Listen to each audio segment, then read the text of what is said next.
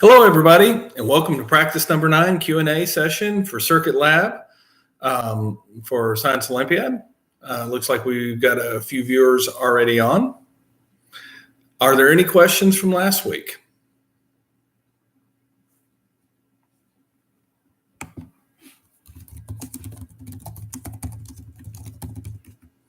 Oh, very good. So, were you able to look at practice number 9 ahead of time, Mr. Pierce?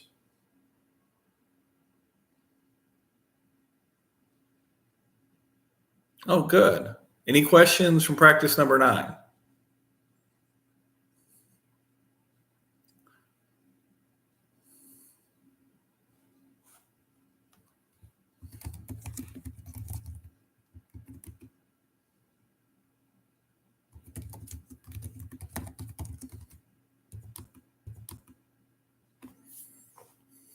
Okay, good.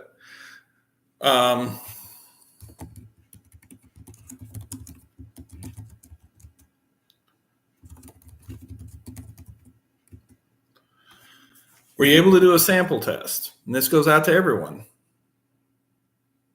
Timed with your own binder, etc.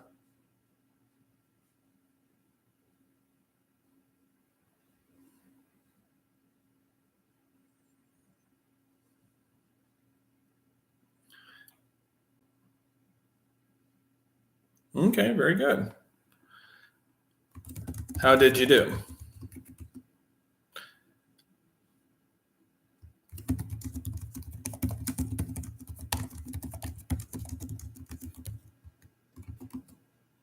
Also, did anyone else get a chance to do a quiz? Let's see, we now have 2 more people who've joined as well. The first time you take one of those, welcome back, Mr. Katz, 20 out of 30 is outstanding, okay? That is very good. 67% is above average for the first test. Most people, when they take their very first Science Olympiad test, they get about a 50%. Okay, it's a lot different test than tests that you normally take. They cover a lot of material. It's not like in school where you'll cover material in classroom and then the only stuff they'll test you on stuff that's in the classroom or in the book. It can be over anything.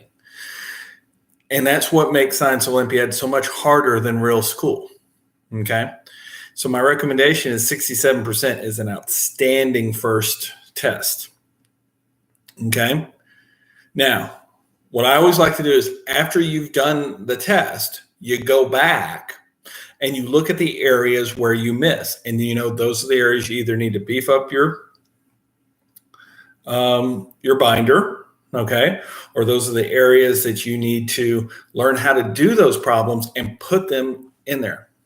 Hello, Mr. Dazzy. Hello, Mr. Katz. So Mr. Katz and Mr. Dazzy, were you able to do sample tests?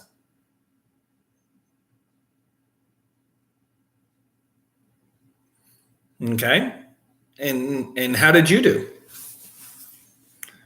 Like I said, don't worry about the first time, because the first time, the more you miss, actually, the better off you are, because it lets you know what you need to study. I'm not saying that you should hope for a 0, but if you get like a 25% or 33%, sometimes that can be a lot more instructive than getting 100. Getting 100 means you don't know what you need to study next.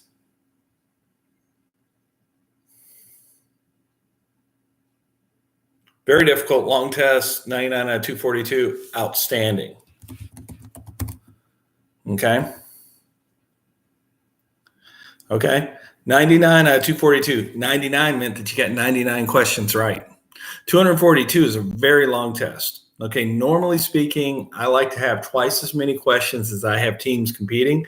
So if I've got a normal size 30 team competition, Personally, I like at least 60 questions, if not more. Okay. However, when you go to like nationals or some of the bigger invitationals, you can have as many as 60 or 70 teams in a grouping. Okay.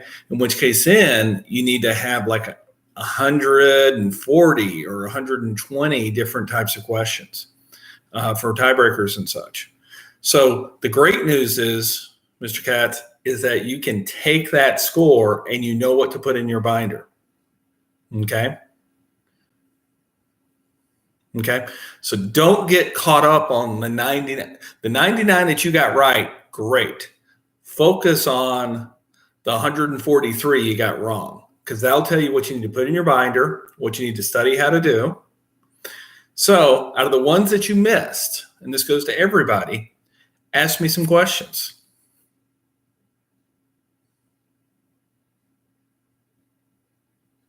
And Acton Boxborough is a very good school, and they run an outstanding invitational. I've heard about them before.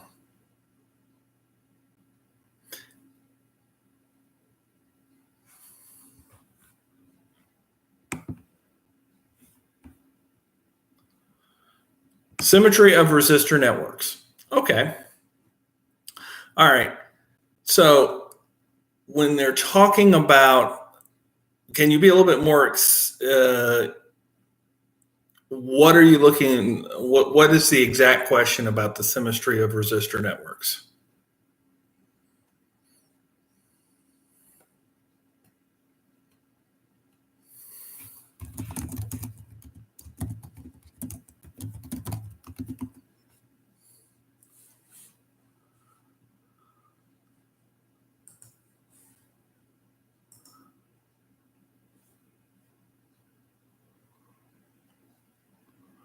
Oh, how to simplify.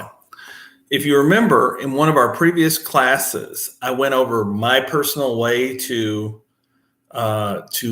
simplify a circuit. So what we'll do, we'll go to the whiteboard and I'll show you how I do it, okay?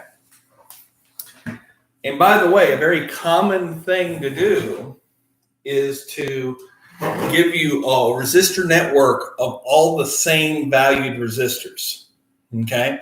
That way you'll immediately see which is in parallel and which is in series, okay? So here we go. So if I have a very complex circuit, okay, let's say I have a circuit, see if you can see that, with a voltage source here.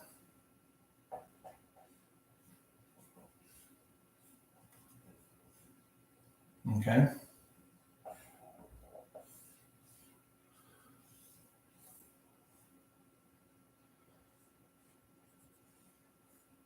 Okay, that right there looks very complex, right? But in reality, first thing you always do, so step one, see if we can see this, is redraw. And what I like to do is I make it look like all my other ones. So I label this as node 1, okay?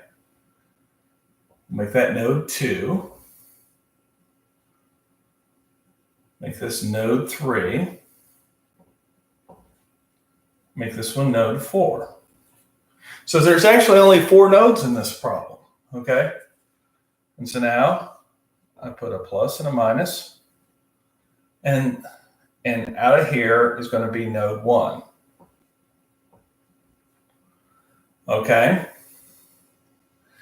And out of here is going to be node 4. Okay? Now if I look at this, I notice that I've got this resistor between 1 and 4. And as I put them in, I sort of get rid of them. Also notice I got another resistor between 1 and 4. And then I've got 3 resistors in series. Oh, sorry about the bad drawing. My son is the artist. Okay? And so what you'll notice is this is all 1. Here's 2. Here's 3. and here's 4. Boom, boom, boom. Now you see, this diagram is much easier than this diagram. So I redraw and make it simple.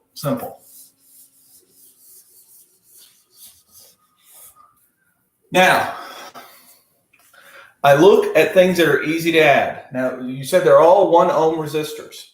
Well, I got 3 1 ohm resistors in series, so that's going to turn into between, again, 1 and 4.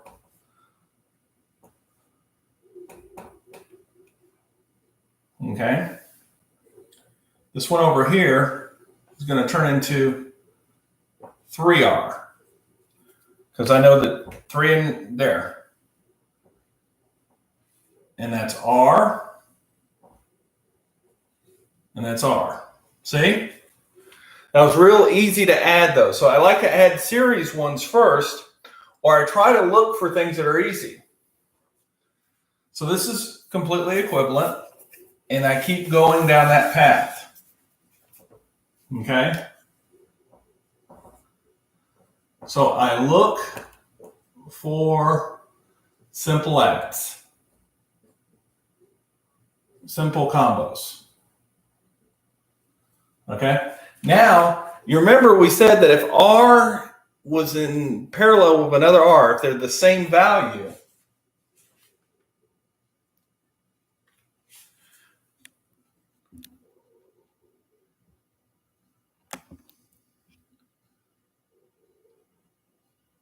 all right, I'm sorry, we actually have somebody who we've got to report.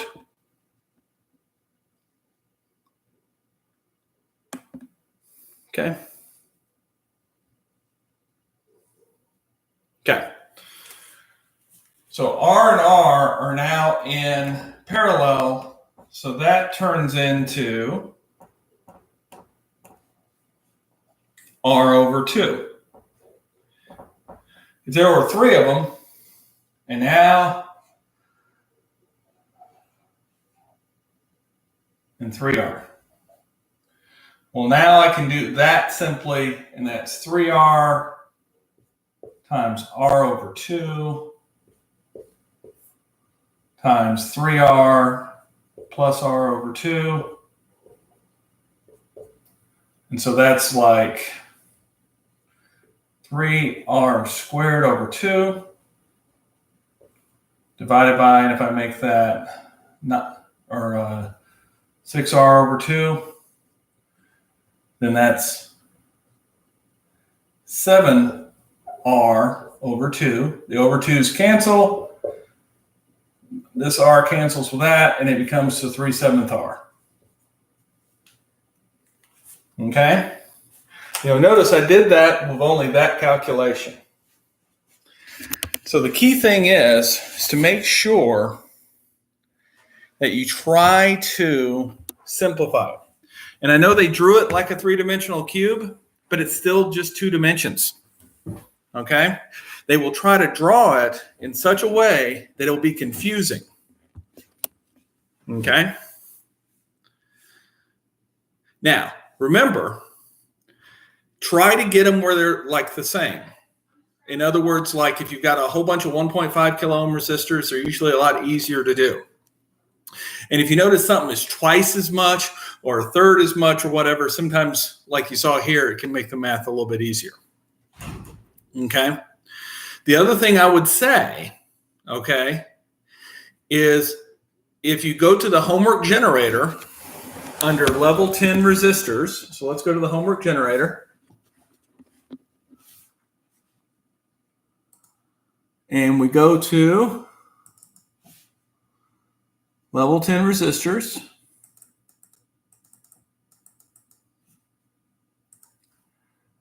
At the bottom here, I say you got one 8 kilo ohm resistor, make it into one 8 kilo ohm resistor. Well, that's pretty easy.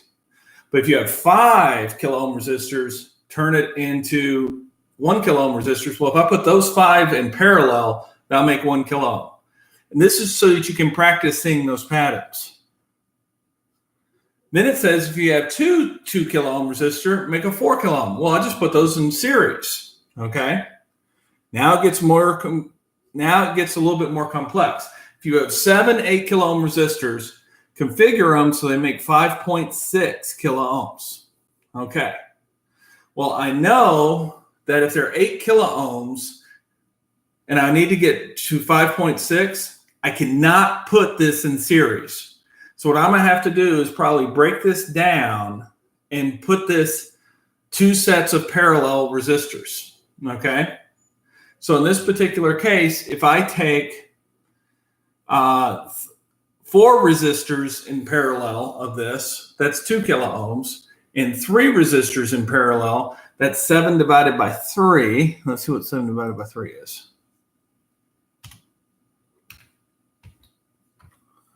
That's 2.3. So they give me 4.333 kilo ohms. Still not enough. Okay. So what if instead I took 2 8 kilo ohm resistors and then do 7 divided by 5? And that's going to, yeah. And so then that comes down to 4. That comes out to 5.4. Actually, no, I want to apologize. If I put 2 8 kilo ohm resistors in parallel, they'll give me 4. And then I do 8 divided by 5. There we go. So I put 5 in parallel in series with 2 in parallel. Do you see how I did that? And so I want you to practice doing number 10. Okay? Practice doing number 10. And what it does is it sort of rewires your brain to look for those patterns. And for your 3-dimensional cube shape, let me show you how to simplify that one. Because no matter how they try to draw it, it's always 2 dimensions. Hold on a second. I got a big old reflection here. Try to fix that such that there we go. Okay. So if I start here and they drew a cube,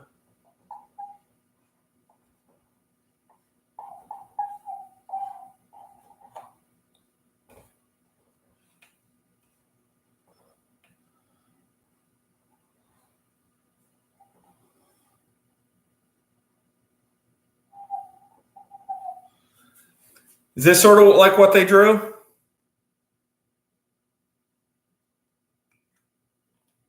Okay. So if they drew this, if I look at this, you have to look at what I'm doing it in relation to. So if let's say I'm driving it here, okay? If I'm driving it here, I number the nodes. 1, 2, 3, 4, 5, 6, 7. Okay. So now for 1, okay, I'll notice that I've got 1 that comes down. And there's a 5 right here. And 7's out here. So I got those 2 done. I notice I got 1 from 4 to 7 as well.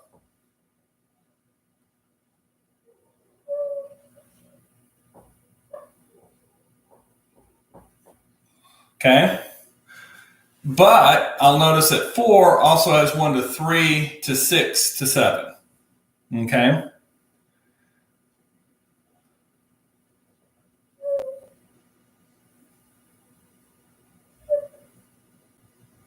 And just because I don't like anything on my bottom line,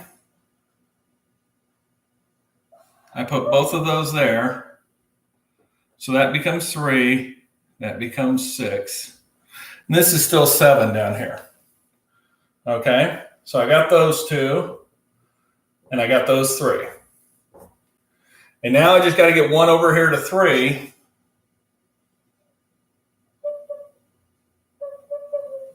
So I put those two resistors there. And so 2 becomes here and 3 becomes there. All right, so this right now is in parallel with this H network, okay? What you'll notice is that you remember we talked about Wheatstone Bridges and about how they can be symmetrical?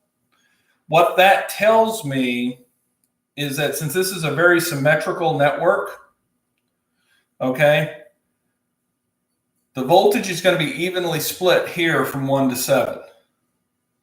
The voltage actually is going to be very evenly split from right here. So this voltage is actually going to be the same.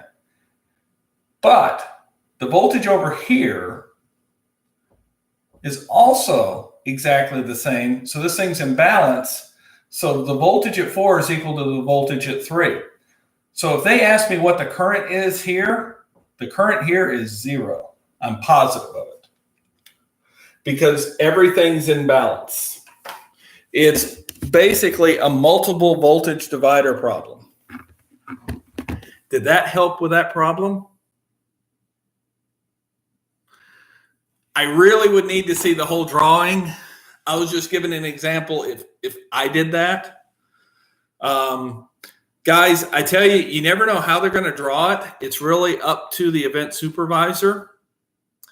I once did something like this, where I drew like a maze. Okay? I once did a maze where I did something like this, plus or minus.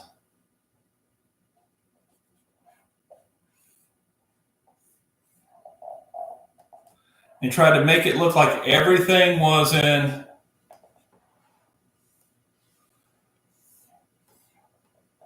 parallel.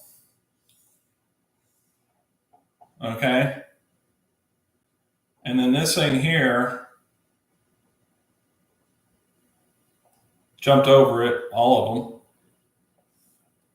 of them. Okay. And in reality, I asked them to solve for it with all the resistors being the same. Most people thought it was in parallel, but in actuality, it's in series. And they'll do that, if you'll notice, by making the current go backwards. Because most of the time, when we're doing these problems, the current will go that way and come back around that way. But in this particular design, because I was feeling really mean, they had to recognize the current actually went like this. Make sense? Feel free to email me problems, and I'll be more than happy to email you back. But the key thing is simplify it. And then if it is a symmetrical problem, usually the voltage will be divided evenly. So once the voltage is divided evenly, it's real easy to solve for the interior voltages. Does that make sense? Because whether I divvy it up by half between two 3 kilo ohm resistors or between 2 mega ohm resistors or 6 1.5 ohm resistors, I'm still dividing the same current. And if I'm dividing it in half, no matter how I divide it in half, it equals half. Okay? Remember, redraw it and make it simple. Now, I told you how I make it simple for me. My buddy Home Fam, who was my best friend and my college roommate, and we were studying circuits together, he would simplify problems completely differently, and he still got them right. So you always look for the way that makes the most sense to you. Okay, are there any other questions?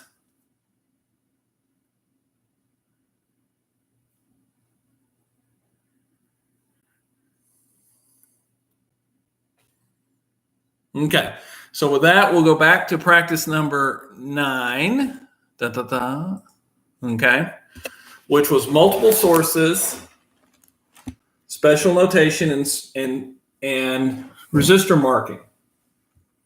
Okay, so we talked about how a motor works. Oops, did not mean to do that. And to do that.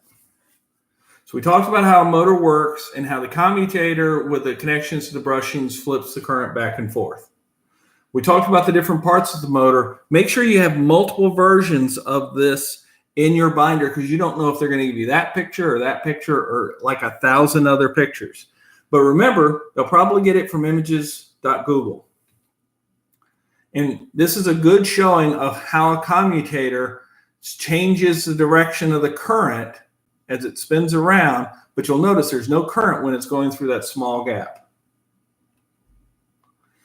If we have multiple sources, remember, voltage sources are always added in series, and current sources are always added in parallel. If you try to add voltage sources in parallel or you try to add current sources in series, you can have problems that may not be solvable, okay? The other thing is that in reality, if I put two batteries in parallel with each other, what ends up happening is that whatever is the more powerful battery will charge the less powerful battery instead of charging your circuit.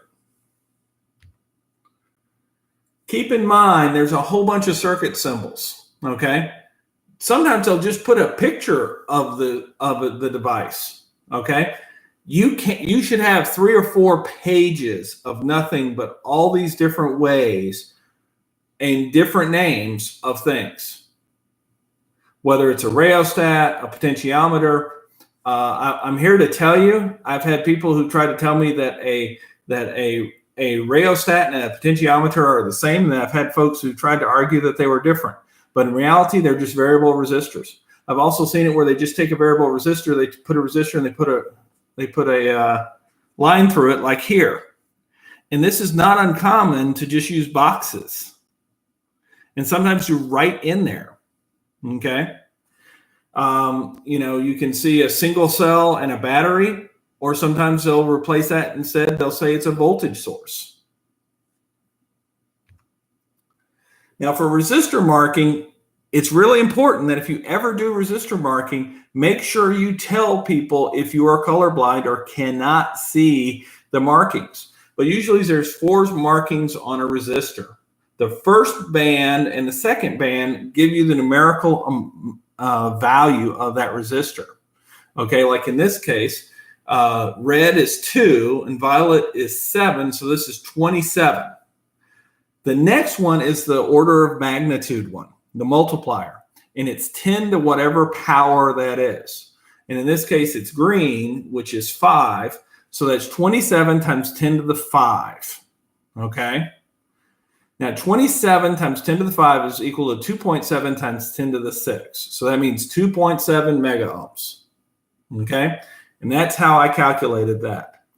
Now, if you see a gold tolerance here in the 4th one, that means it's plus or minus 5%. If you see silver there, okay, that's usually 10%. And if you see nothing, absolutely nothing, they do not have a D ring, that means it's plus or minus 20%. Here are the standard color codes. Black is 0, brown is 1, red is 2, orange is 3, yellow is 4, green is 5, blue is 6, violet is 7, gray is 8, white is 9. Okay? And then your tolerances are gold, silver, and nothing. Okay?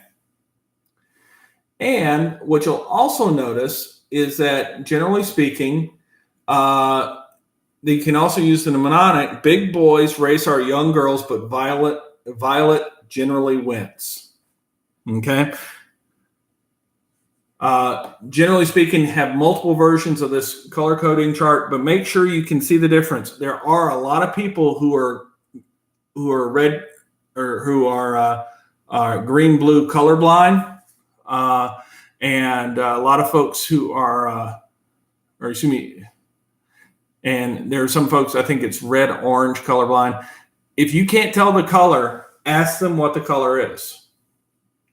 Remember how to calculate the resistance. The resistance is equal to rho times the length divided by A. So that means the longer the length, the less the area, the higher the temperature, and the less conductive material, the higher the resistance. But you can reduce that resistance by shorter lengths, larger areas, thicker wires, okay, lower temperature, and more conductive material. Know what the resistance of common materials are, and you should have a lot of this in your binder. I gave a sample one where I just grabbed it out of Wikipedia, but there's a lot more information out there. Grab as many of them as you can because you don't know which material they'll give you. Keep in mind that like common conductors, silver is the most conductive of the common, followed shortly there by copper. You got gold, aluminum. So these are sort of the common conductors, okay? And you'll notice they're all 10 to the minus 8th ohm meters. Semiconductors like gallium arsenide, germanium, and silicon, they actually have variable ones because we're going to dope them, and we're going to learn that in Division C. And then insulators are anything like glass, diamond, hard rubber, dry wood, fused quartz, Teflon, plastics, etc. And now you're talking 10 to the 25th or 10 to the 17th or 10 to the, very high. So you're talking like differences of 20 zeros between this and this. Easy. Now, keep in mind that if you get a resistor, it's probably going to be one of the standard types. In other words, what they did was they found out the 12 best standard types to have, because you can add these together to make almost any resistance. And you can add them in parallel, you can add them in series. And they did a special type of algorithm called a geometric progression to figure out what those 12 numbers should be. So you'll notice you get a lot of 1.0, 1.2, 1.5, 1.8, 2.2, 2.7, 3.3, 3.9, 4.7, 5.6, 6.8, 8.2. This is an important one to keep in your book as well because it makes you be able to read it faster. Okay?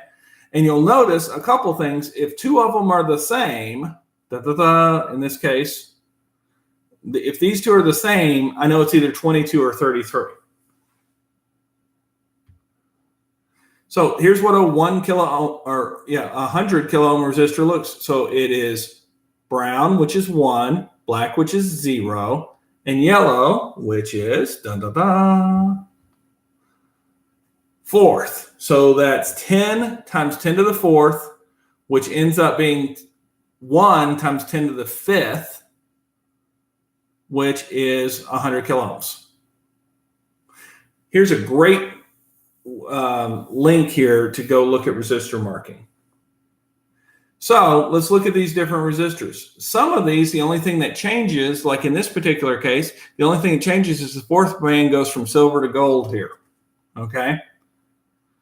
But what you should see here is that these are all standard types of resistors. And in some cases, like this one has got the same beginnings. Like this one's got all three. Okay. Whereas these have got 2. So I know that this one is going to be on the order of 100 kilo ohms because we know that's what yellow means. And we know red's better than that. And so that's how you look at resistors. What do you mean the GIF wouldn't work for you?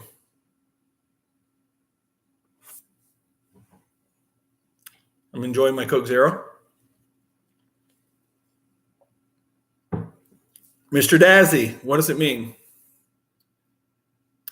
Oh, the GIF only works if you're looking at the presentation in presentation mode. You have to look at it in presentation mode, or you can look at the GIF in like your web browser, and most web browsers will show a GIF as moving over and over again. A lot of your normal viewers will just bring it up as its default or its start position. Okay. Okay. Are there any other questions?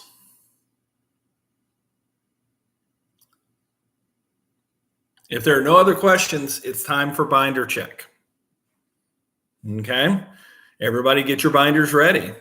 I'm very curious to see how you guys do with the binder check since you've had so much time and we're all back. And hold on a second, I gotta find my rules here because that's always my first question is the rules.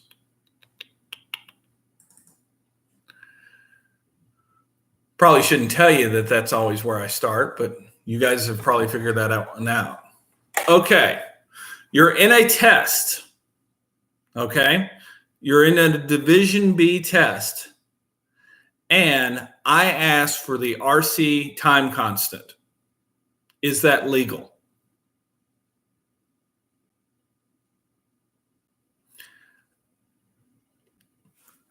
Mr. Katz, very good. What rule am I violating?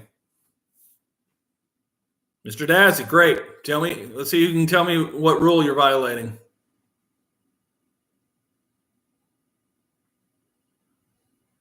That's right.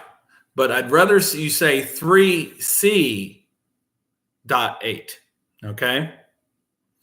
And just say, excuse me, Mr. Event Supervisor or Miss Event Supervisor, I noticed that you asked for the time constant, but I don't understand because 3C8 says that that's Division C only. She might go, oh gosh, I'm sorry, I was using the same test for both. Everybody, thank you so much. Mr. Dazzy noticed it. Mr. Katz noticed it. We're gonna eliminate that question. Okay. Very good. Very, very good. All right. What is, if I find in your binder a Coulomb's force problem? How to solve the Coulomb's force problem?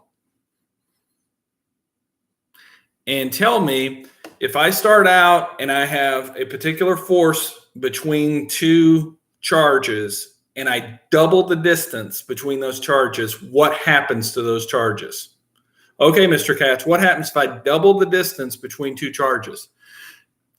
Is the force increased by 2? Is it increased by 8? That is correct. It is 1/4 because it goes over 1 over r squared. So since I doubled it, it's 1/2 times 1/2. That's 1/4. Very good. Okay. All right. I need you to look up magnetic force now, and I have an electron going this direction and a magnetic field going straight up and down. Which way is that force going? The electron is going this way. The magnetic field is up. Okay. Which way is the force?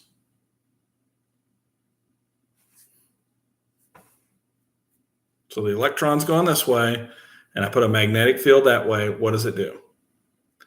Are you saying towards me or towards you?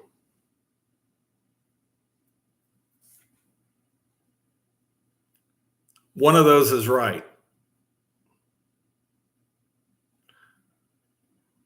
Okay. So you're saying I follow the right-hand rule. And by the way, Mr. Katz, I'd give you half credit because you are almost right. Here's the problem. It's an electron, so it's negative electricity. So the force on a positive would be towards me, but on an electron would be towards you. That was a trick question. I'll do it now, and I'll give you the right, and it would work perfectly for Q equal Q times V cross B, okay? So if the proton is going that way and it's a B field going up, now the force is towards me. Make sense? Points right towards me. So hopefully they'll usually give you a proton because that way you don't have to think about it. Oh, wait, it goes reverse because it's a negative charge. Make sense? Okay, next question. I don't know if you guys can see. I haven't. Tell me if you guys can see this particular resistor and tell me what type of what's the value of this resistor. The colors are brown, black, red, gold.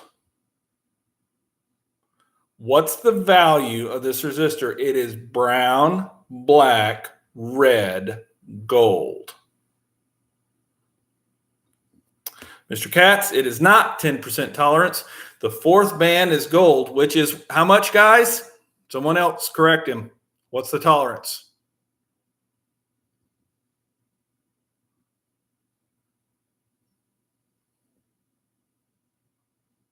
5%. That's correct. So brown and black are what? Anyone? Let's go back. All right, we're going to go back and do this real quick. So let's do this one.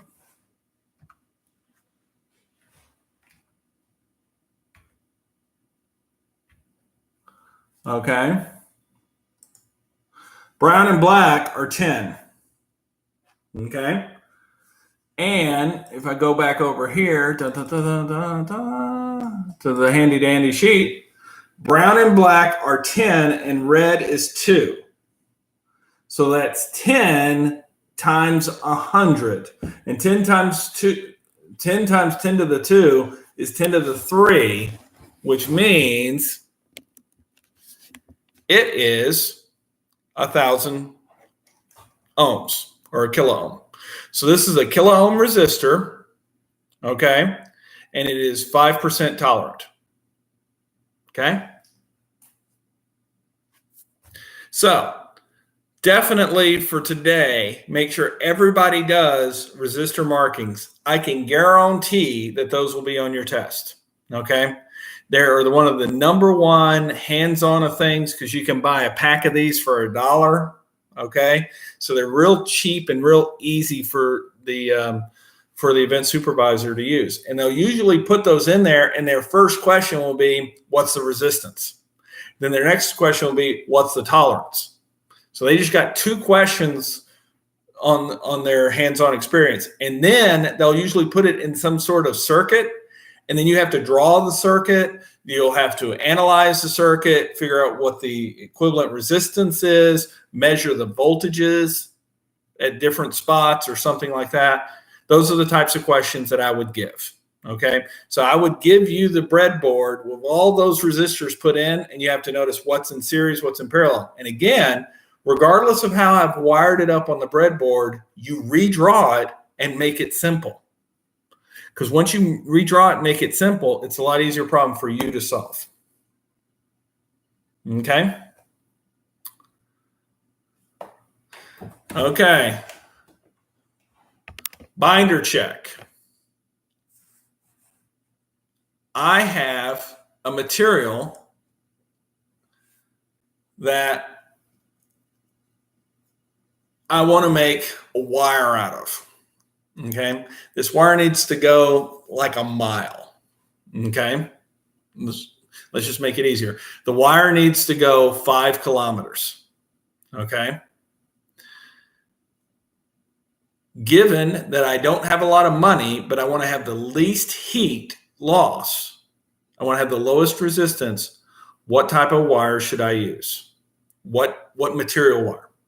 Correct, copper. Okay.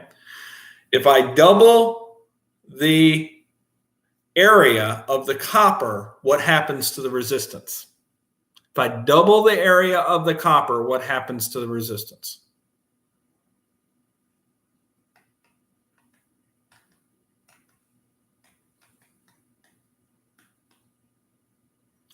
If I double the area of the copper, it halves. Correct.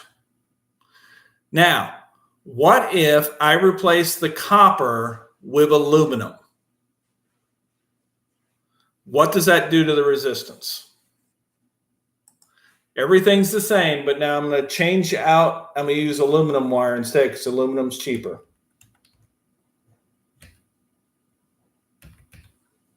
Actually, using my calculator for this one. What happens to the resistance? Mr. Dazzy is incorrect. It's more. And it's more by a certain amount.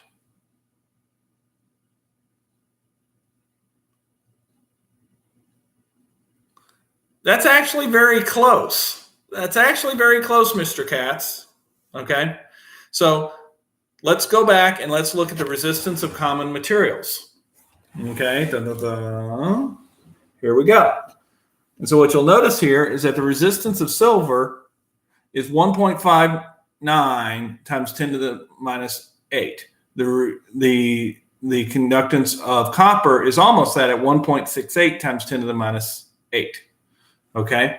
Aluminum is 2.65 times 10 to the minus 8. And so what I did was I took 2.65 and I divided that by 1.59. Oops. Or 1.68. Sorry. And it comes out to about 1.6 or 1.58 times. So if I went with aluminum wire, my resistance goes up, okay, by like 50%. Actually, more than 50%.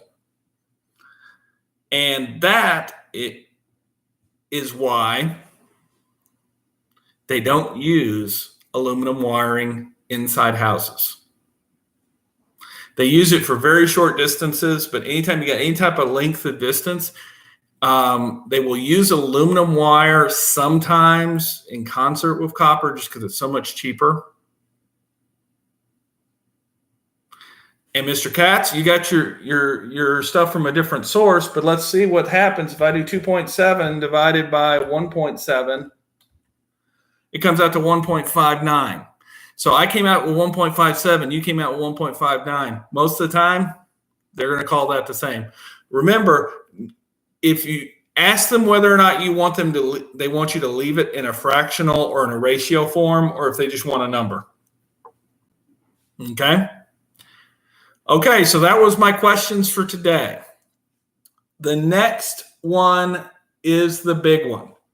Okay, so if you go to practice number 10, okay, I'm bringing it up now.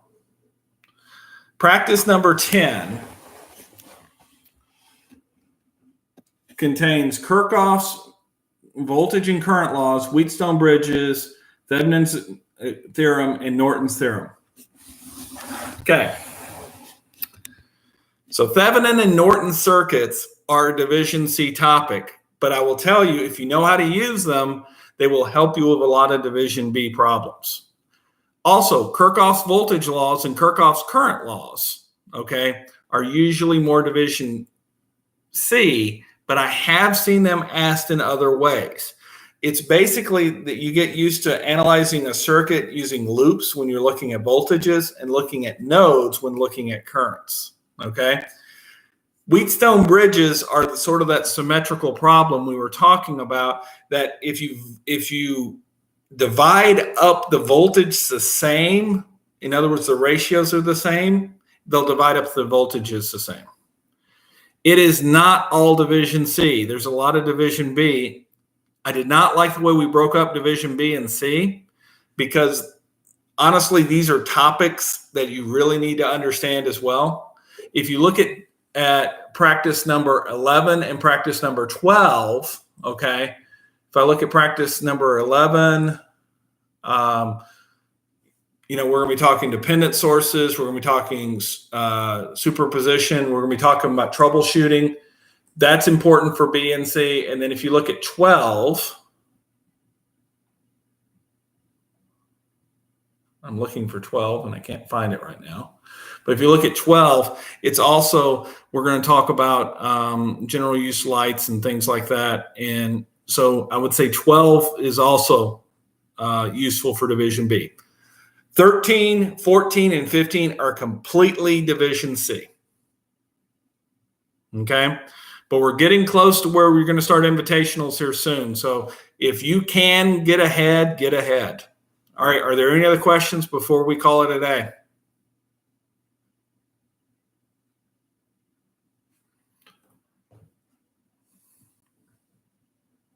Remember, use the homework generator. Okay. The homework generator will create those resistor problems for you. and do the full set, not just the resistor markings, but how do you design various circuits using things in series and parallel to hit a particular resistance. I know that's one of the harder questions I like to ask, because I want people to really be able to know, well, I need to put these in parallel and these in series, and I put them together, and that's how I get to my number. Any other questions? All right. Have a wonderful day, everybody.